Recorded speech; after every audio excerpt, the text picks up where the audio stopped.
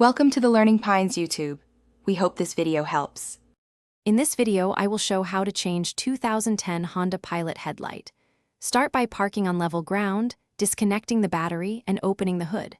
Remove the headlight access cover and unplug the bulb connector carefully. Turn the bulb counterclockwise to release it, then slide the new bulb into place without touching the glass.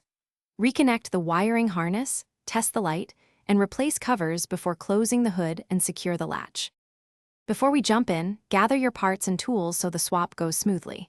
You will need a 9006 bulb, clean gloves to avoid oils, a Phillips screwdriver, and safety glasses. Work in a shaded area to prevent hot parts and keep the battery disconnected for safety. Take photos of connector positions if you worry about reassembly.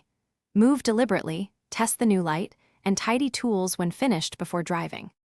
If you're finding this guide helpful, please subscribe and like to support the channel. Quick recommendation: go darn tough for socks that come with a lifetime warranty. They feel sturdy and comfortable for long garage sessions. I toss them on when I'm changing headlights or wrenching under the car.